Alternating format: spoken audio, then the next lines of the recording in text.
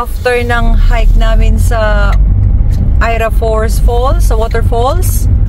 Ayan, pupunta kami ngayon dito sa Ullswater. Dito na kami ngayon at it's time for picnic na. Tsaka paddle boarding at tsaka kayak. Ang ganda ng kumbre, talaga naman. Bundok-bundok at mga lakes. Marami rin maalis. Ayan. Nag-enjoy ba? Oo, syempre. Syempre.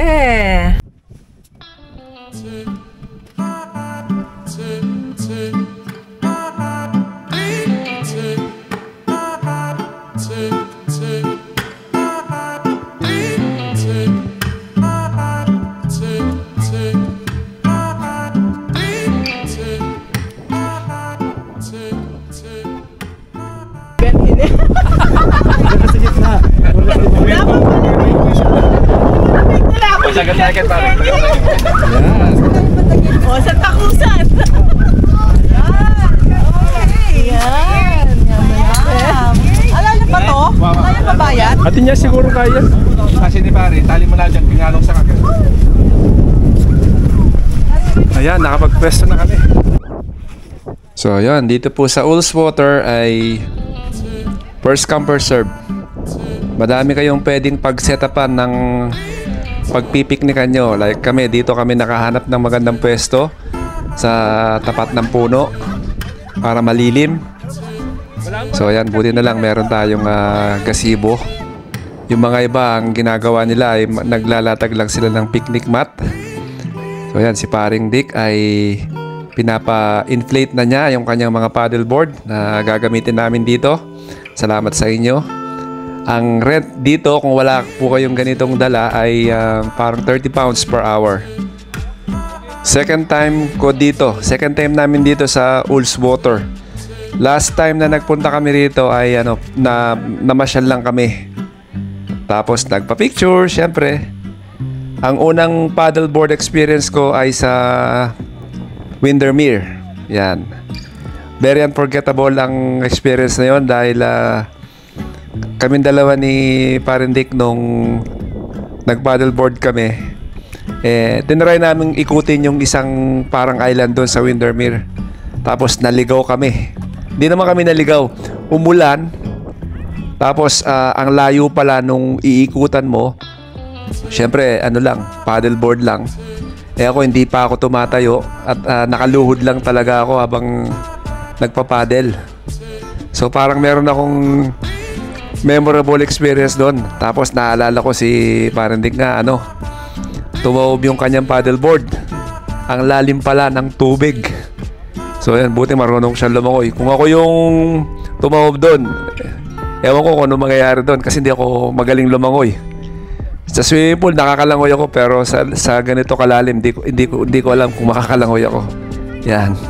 So yan, ito rin ang first time ni Joachim na makatry nito. Kayak, kasi yung last time na nagpunta kami dito, hindi naman siya nagpa-paddleboard pa dahil maliit pa siya noon. Ngayon yan, silang dalawa ni Rafael lumaki na. At nung last time din, wala ring kayak. So yung kayak ni Parindik ay bago yan. So mas stable gamitin tong kayak kaysa dun sa paddleboard. Kung ako tatanungin mo, mas gusto kong gamitin to dahil very stable pagka ginamit mo siya. So bago nga pala kami nakapag-setup dito ay medyo naglakad kami siguro mga 5 to 7 minutes away from the car park. So yung car park nga pala parang 7 to 8 pounds for 5 hours na yon. Matagal-tagal na rin. Mahal ang parking dito, syempre tourist destination to. So yun, kung hindi kami madami sa dami ng gamit namin, mahihirapan dahil sa pagbibitbit. Yan, mabigat yung kayak na yan. Mabuti na lang madami kami at tulong-tulong kaming mga daddies. Yan.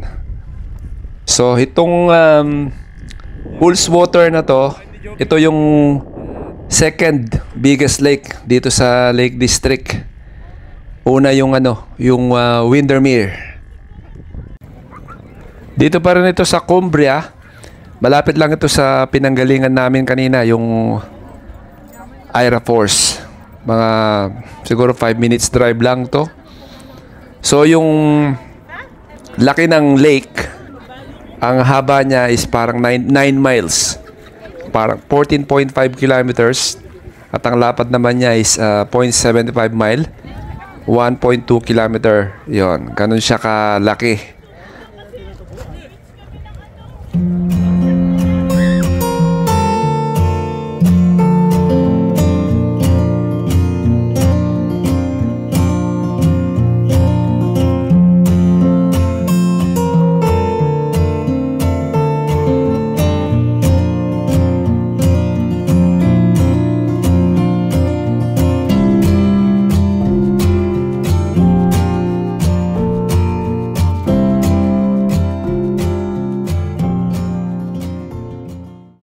Ayan, after naming nag-hike, nagpagutom, nandyan na kami ngayon sa, dito na kami sa Ullswater at nagpipiknik.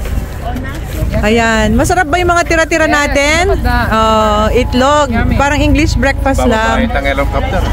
Ayan, nagutom.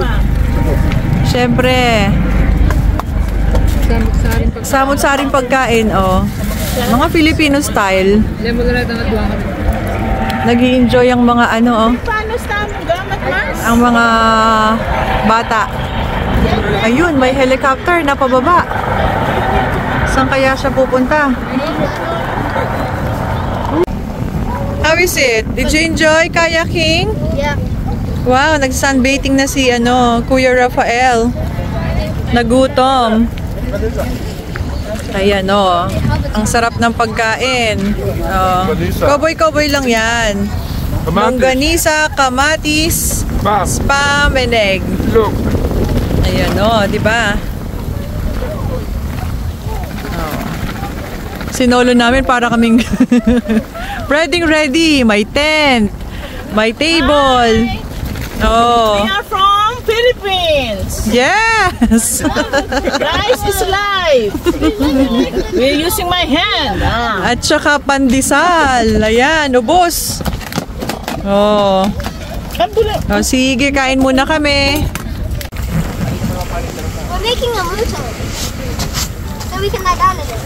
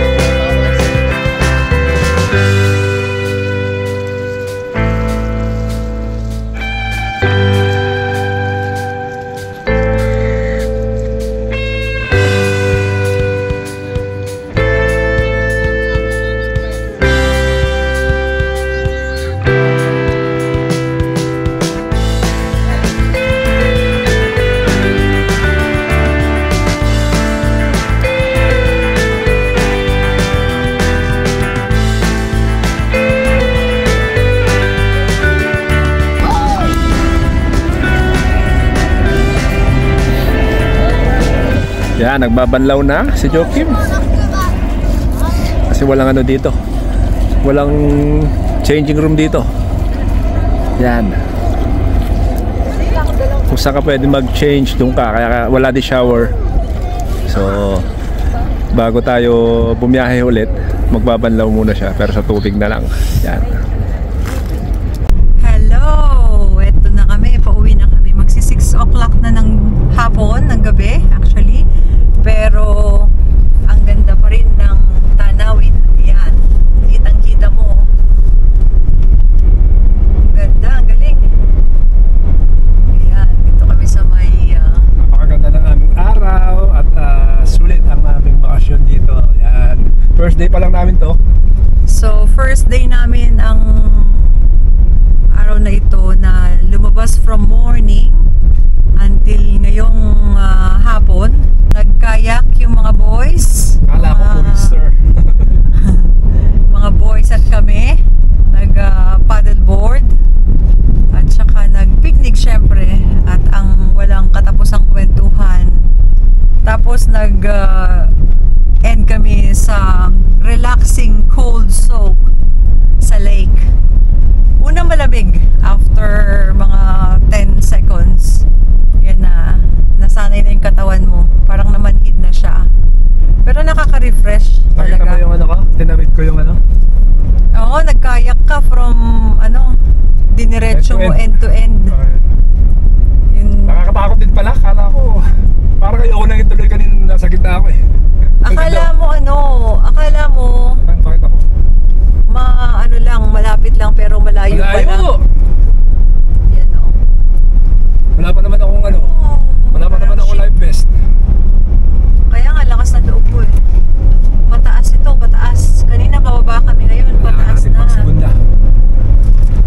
That's making fish. I thought it evaporated. Yan, gawa tayo ng ano. Evaporated fish. Pinabalot ko lang sa foil itong mga mackerel. So itong mga to galing sa ano, sa Scotland. Nakakuha ni paring Limuel sa ano, sa fishing. Nag-fishing sila, ang nakuha daw niya. Pagka nag-fishing daw sila, nakukuha mga 80 daw. Mahina daw ang 80. Parang sarap naman mag-fishing doon. Yeah, they can have anything. They can have up to 25,000 people. Dami oh, yan. Yeah, Tony. May nalako. Babarbecue tayo. Yan oh. Luto na.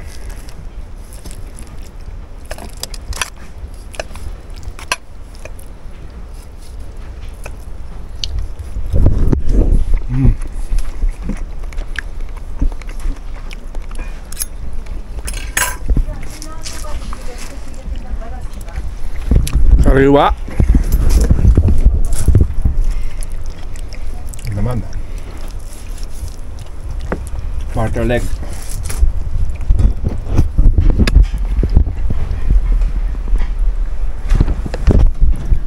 (7:30) na ng gabi, pero maganda pa rin yung weather. Yan.